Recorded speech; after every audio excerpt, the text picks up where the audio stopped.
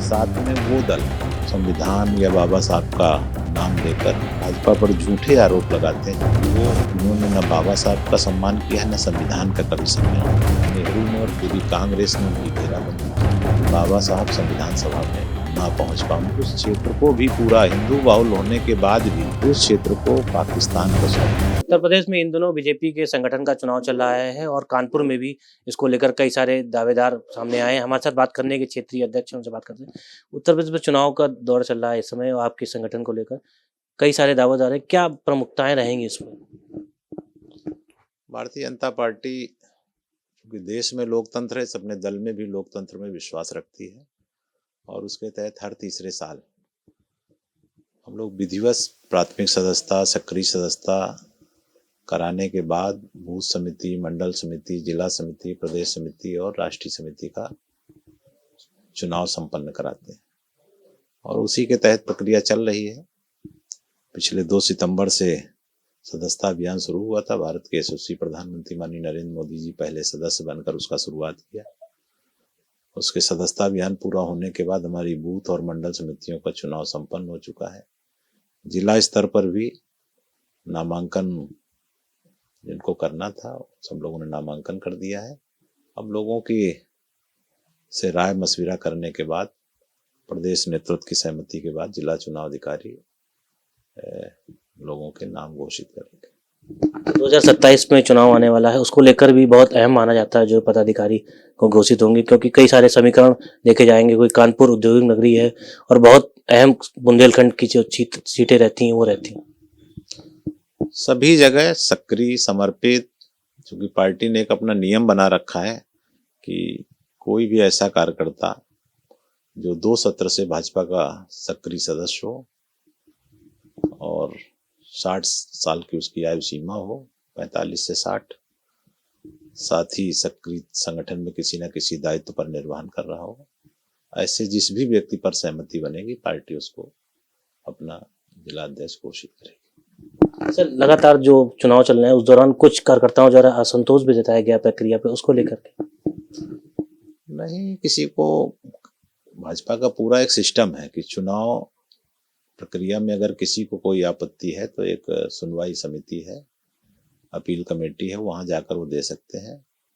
बाकी और कुछ करने की जरूरत होती नहीं। संविधान गौरव को लेकर कुछ कहना चाहेंगे? भारत में संविधान को लागू हुए 75 वर्ष इस 26 जनवरी 2025 को पूरे हो जाएंगे। भारतीय जनता पार्टी भारत के यशस्वी प्रधानमंत्री नरेंद्र मोदी जी के आह्वान पर और माननीय राष्ट्रीय अध्यक्ष जेपी नड्डा जी के नेतृत्व में पूरे देश में संविधान गौरव अभियान, क्योंकि गौरवशाली संविधान के जरिए देश हमारा 75 साल चला है इतने बड़े लोकतांत्रिक देश में, तो ये संविधान के मूल विषयों को नीचे तक कैसे पहुंचे, आम जन तक पहुंचे, उसका सम्मान हो जिसके आधार पर देश चल रहा है, इस विषय को हम नीचे तक पहुंचाने के लिए अलग अलग तरह से कार्यक्रम करने जा रहे हैं। 11 जनवरी से 25 जनवरी तक भारतीय जनता पार्टी अलग अलग, कहीं गोष्ठी होगी, कहीं बस्तियों में होगा, कहीं हॉस्टल संपर्क, कहीं विद्यालयों में कुछ और प्रतियोगिता, ऐसे तमाम कार्यक्रम। और साथ में वो दल जैसे इंडी गठबंधन के लोग जो संविधान या बाबा साहब का नाम लेकर भाजपा पर झूठे आरोप लगाते हैं, क्योंकि वो इन्होंने न बाबा साहब का सम्मान किया है न संविधान का कभी सम्मान किया है। देश को ये बताना है हम सबको कि जब अंग्रेज इस देश से जाने को 1945 के द्वितीय विश्व युद्ध के बाद अंग्रेजों को ये लगने लगा कि अब इस देश में अधिक दिनों तक अपनी हुकूमत करना संभव नहीं होगा, तो उन्होंने तय किया कि हम भारत को आज़ाद करेंगे। तो ब्रिटेन के प्रधानमंत्री उस समय एटली थे, उन्होंने 3 सदस्यीय कैबिनेट मिशन भारत में भेजा कि भारत में सत्ता का हस्तांतरण कैसे हो। तो इतने बड़े देश में किन नियमों और व्यवस्थाओं के तहत देश आगे चलेगा, तो उसके लिए एक बात आई कि भाई एक अपना भारत संविधान बनावे। तो एक संविधान सभा, 389 सदस्यों की एक संविधान सभा का चुनाव होना था, उसके लिए क्षेत्र निर्धारित हुए। बाबा साहब अम्बेडकर भी schedule caste federation of India के बैनर तले वो संविधान सभा के लिए चुनाव लड़े। नेहरू ने और पूरी कांग्रेस ने उनकी घेराबंदी की कि बाबा साहब संविधान सभा में ना पहुंच पाए और बाबा साहब संविधान सभा के सदस्य नहीं बन पाए।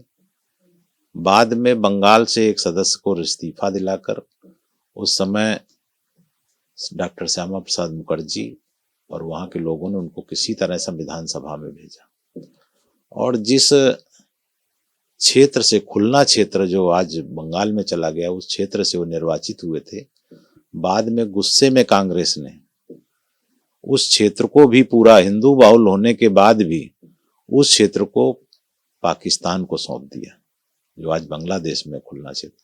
और फिर बाबा साहब संविधान सभा में से वंचित हो गए, चूंकि वो पाकिस्तान का हिस्सा चला गया था। दोबारा उनको फिर मुंबई से बनना पड़ा। तो ऐसे कांग्रेस कितना चिढ़ती रही होगी बाबा साहब से कि उनको पहले संविधान सभा में नहीं जाने दिया, फिर संविधान सभा में पहुंच गए तो जिस क्षेत्र से पहुंचे उस क्षेत्र को पाकिस्तान को सौंप दिया। और इतना ही नहीं, बाबा साहब जब देश आजाद हुआ तो सारी रियासतों को विलय करने का जिम्मेदारी सरदार पटेल ने लिया। एक जम्मू कश्मीर की नेहरू जी ने लिया। उस क्षेत्र को विशेष जो दर्जा 370 और परमिट सिस्टम का जो ड्राफ्ट तैयार करना चाहते थे, बाबा साहब को जब ये प्रस्ताव तैयार करने के लिए कहा ड्राफ्ट के लिए, तो डॉक्टर भीमराव अम्बेडकर ने इसको मना कर दिया था। और जब शेख अब्दुल्ला की बात पता पड़ी कि वो इसका ड्राफ्ट तैयार नहीं कर रहे हैं, तब जब नेहरू जी ने फिर एक दूसरे संविधान सभा के सदस्य गोपाला स्वामी अयंकर को ये जिम्मेदारी सौंपी, उन्होंने 370 का मसौदा तैयार किया। बाबा साहब के ना चाहने के बाद भी 370 जबरदस्ती नेहरू ने लगवाई। तो चूंकि बाबा साहब उससे असहमत थे, वैसे ड्राफ्टिंग कमेटी के चेयरमैन के नाते सारे के मसौदे उन्होंने लिखवाए, लेकिन 370 का लिखने से मना कर दिया। कहा कि ये देश में अलगाववाद पैदा करेगा, आतंकवाद पैदा करेगा। और उन्होंने शेख अब्दुल्ला के एक पत्र लिखा था, उनसे मिलने आए तो उसके बाद उन्होंने पत्र लिखा कि शेख अब्दुल्ला, आप चाहते हो कि भारत सरकार जम्मू कश्मीर की सीमाओं की सुरक्षा करे, वहाँ विकास काम करे, वहाँ के लोगों के भोजन पानी की व्यवस्था करे, लेकिन भारत सरकार की भूमिका जम्मू कश्मीर में कोई ना हो, ऐसा मसौदा कतई नहीं लिखा जा सकता है।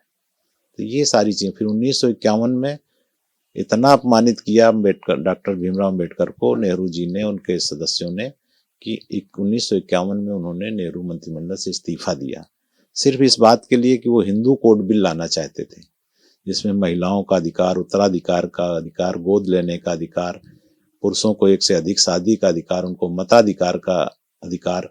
क्योंकि भारत में महिलाओं को बाबा साहब ने 1950 से ही मिल गया अधिकार, 52 के पहले आम चुनाव मिला। अमेरिका में तो 30 साल बाद महिलाओं को वोटिंग राइट मिला है। तो ये सब बाबा साहब करना चाह रहे थे। उस प्रस्ताव को कांग्रेस ने पारित नहीं होने दिया लोकसभा में, और अपमानित होकर बाबा साहब ने नेहरू मंत्रिमंडल से इस्तीफा दिया। 1952 में जब आम चुनाव देश में पहले हुए हैं, तो बाबा साहब उत्तर मुंबई से चुनाव लड़े। कांग्रेस ने उन्हीं के निजी सचिव NS काजोलकर को उनके विरुद्ध प्रत्याशी उतारा। नेहरू जी 2 बार प्रचार करने गए और 14,000 से अधिक वोटों से बाबा साहब चुनाव हारे थे। बाद में 1954 में एक उपचुनाव भंडारा से बाबा साहब लड़े, फिर उनके खिलाफ कांग्रेस ने प्रत्याशी उतारा, फिर चुनाव में वो हारे। यानी आजाद भारत में वो लोकसभा में कांग्रेस ने उनको नहीं पहुंचने दिया। ये रहा है बाबा साहब के प्रति। बाबा साहब की विरासत से जुड़े किसी स्थान को कांग्रेस ने कोई महत्व नहीं दिया। बाबा साहब का जन्म महू में हुआ, उसको कोई स्मारक बनाया नहीं। भाजपा सरकार ने, मोदी सरकार ने उसको स्मारक बनाया। बाबा साहब ने जहां पढ़ाई किया लंदन में, मोदी सरकार ने उसको भी खरीद कर एक शिक्षा भूमि के नाते एक स्मारक बनाया। बाबा साहब ने बौद्ध धर्म जहां स्वीकार किया था, नागपुर में उस दीक्षा भूमि को भी स्मारक बनाया। बाबा साहब ने 26 अलीपुर रोड दिल्ली में जहां पर अंतिम सांस लिया, वो बंगला भी किसी का निजी था, उसको खरीद कर भी उस स्थान को भी परिनिर्वाण भूमि के रूप में उसको डेवलप किया। बाबा साहब का अंतिम संस्कार दिल्ली में, उनकी मृत्यु हुई, लेकिन उनका अंतिम संस्कार मुंबई में हुआ है। आज अभी जब स्वर्गीय मनमोहन सिंह जी का अंतिम संस्कार की बात आ रही थी, कांग्रेस बहुत हल्ला मचा रही थी। कांग्रेस ने बाबा साहब का दिल्ली में अंतिम संस्कार नहीं होने दिया, उनको मुंबई के इंदू मिल कॉलोनी कैंपस में ले जाकर उनका अंतिम संस्कार हुआ, और मोदी सरकार ने उसको भी चैत्य भूमि के नाम पर उसका स्मारक बनाया। ये बाबा साहब के प्रति, बाबा साहब को भारत रत्न कांग्रेस ने नहीं दिया, नेहरू ने अपने आप अपने जीते जी ले लिया, इंदिरा जी ने अपने जीते जी ले भारत रत्न ले लिया, राजीव गांधी को भारत रत्न दिया गया, लेकिन बाबा साहब को भारत रत्न तब मिला जब देश में बीपी सिंह की सरकार थी और भारतीय जनता पार्टी उनको बाहर से समर्थन दे रही थी। तब श्रद्धेय अटल बिहारी वाजपेयी जी के प्रस्ताव पर बीपी सिंह की सरकार ने उनको भारत रत्न दिया है। तो ये कांग्रेस ने भारत की संसद में उनका तैलचित्र अटल बिहारी वाजपेयी की सरकार में लगा। तो सारा सम्मान तो बाबा साहब के नाम पर मोदी जी ने भीम ऐप लागू किया, क्योंकि बाबा साहब बहुत बड़े अर्थशास्त्री भी थे। तो डिजिटल लेन देन का जो माध्यम है भीम ऐप भी बाबा साहब के नाम पर भाजपा सरकार मोदी सरकार ने किया। हमने कि बाबा साहब के नाम पर इंटरनेशनल अम्बेडकर सेंटर जनपद में यानी हार्ट ऑफ सिटी में वहां बनाए। तो ये बाबा साहब से जुड़ी विरासत को भाजपा ही सम्मान दे रही, और कांग्रेस ने तो उनको चाहे आज़ादी के समय पर जब वो संविधान सभा बनी हो या आज़ाद भारत में उनके साथ क्या बर्ताव किया है, ये देश को भी हम लोग बताएं।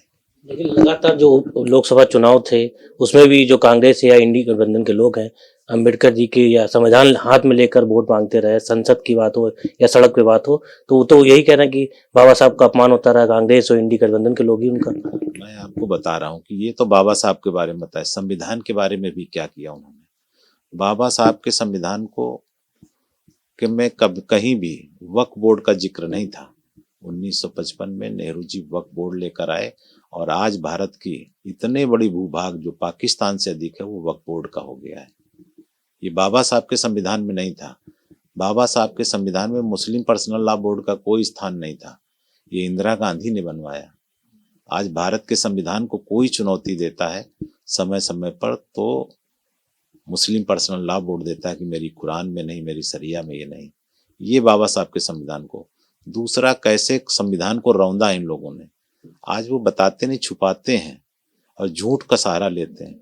1975 में इंदिरा गांधी ने आपातकाल सिर्फ इसी बात पे तो लगाया था कि इलाहाबाद हाई कोर्ट ने उनके चुनाव को अवैध घोषित कर दिया था। अनुचित साधन का प्रयोग किया था। अपने आईएएस निजी सचिव को उन्होंने अपना चीफ इलेक्शन एजेंट बनाया था। तमाम भ्रष्टाचार को तो मान भी लेती, लेकिन कोर्ट ने किसी आईएएस अधिकारी को आप कैसे चीफ इलेक्शन एजेंट अपना बना सकते हैं।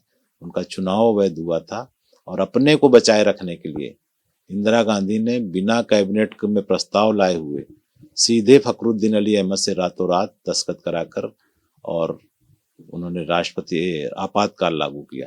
फिर आपातकाल में किस तरीके से देश के सारे नेताओं की गिरफ्तारी कराया, सारी राजनीतिक गतिविधियां ठप कर दी, लोकतंत्र की हत्या, संविधान की हत्या, कैसे कैसे संविधान में बदल किए। अगर 38वां संविधान संशोधन जाकर आप पढ़ेंगे तो इस बात के लिए पारित किया गया था कि जो आपातकाल लागू किया गया इसकी न्यायपालिका समीक्षा न कर पावे। 39वां संविधान संशोधन इस बात को लेकर किया गया है कि प्रधानमंत्री और लोकसभा अध्यक्ष के चुनाव को कि न्यायालय समीक्षा न कर सके। और इसको कितने आनन फानन में लागू कराया गया कि 7 अगस्त 1975 को लोकसभा में पारित हुआ, 8 अगस्त को राज्यसभा में पारित हुआ, 9 अगस्त की राज्यों की विधानसभाओं में पारित हुआ और 10 अगस्त को महामहिम राष्ट्रपति के हस्ताक्षर करके उसको गजट कर दिया गया। एकदम दनादन, बिल्कुल कोई वो नहीं, चूंकि अपने इंटरेस्ट में था कि प्रधानमंत्री के निर्वाचन पर उनका कोई समीक्षा न्यायपालिका न कर पावे। 42वां संविधान संशोधन 1976 में इंदिरा गांधी ने इतना बड़ा बदलाव किया, आधे से अधिक संविधान को, बाबा साहब के संविधान को बदल डाला। बाबा साहब के संविधान में कहीं सेकुलर शब्द नहीं था। ये सेकुलर शब्द भी और समाजवाद शब्द, ये दोनों समझिए, धर्मनिरपेक्ष और ये पंथ निरपेक्ष और ये क्या सेकुलर शब्द दोनों इंदिरा गांधी लाई 76 में। ये बाबा साहब के संविधान में नहीं थे। तो ऐसे मनमाने तौर पर संविधान को रौंदने वाले लोग आज 105 से अधिक जो संविधान संशोधन हुए, अकेले कांग्रेस ने 75 से अधिक उसको लागू किए और कितने 356 का कितना दुरुपयोग किया। जरा जरा सी बातों पर कितनी सरकारों को बर्खास्त किया होगा। 80-90 उत्तर मतलब देश की सरकारों को उन्होंने बर्खास्त किया है। तो ये संविधान को ना मानने वाले लोग आज झूठ का इतना प्रचार कर रहे हैं। उन सब बातों को ले जाना है। हालांकि जनता उनके झूठ को समझ चुकी है। हरियाणा का चुनाव हो चाहे महाराष्ट्र का चुनाव हो, उनके झूठ का अब जवाब मिलना जनता में देना शुरू कर दिया है। ये हमारे साथ थे क्षेत्रीय, जो उन्होंने बताया कि जिस प्रकार से लोकल बॉडी के चुनाव चल रहे हैं उसको लेकर संगठन की तरफ से जो भी निर्णय होंगे होंगे, और साथ ही साथ जो संविधान को लेकर इंडी गठबंधन या विपक्ष के या कांग्रेस के लोग इस प्रकार से भ्रम फैला रहे हैं, क्योंकि जब भी चुनाव आता है तब उनको संविधान याद आता है। उससे पहले क्योंकि बेसिक जो मुद्दे हैं उस पर चर्चा नहीं होती है, सिर्फ संविधान को लेकर भ्रम फैला रहे हैं। सबसे ज़्यादा जो संविधान में बदलाव और जो इम्प्लीमेंट किए थे वो कांग्रेस की सरकार के दौरान ही हुए थे। कानपुर से अमित के साथ दीप त्रिवेदी, जेमिनी न्यूज़।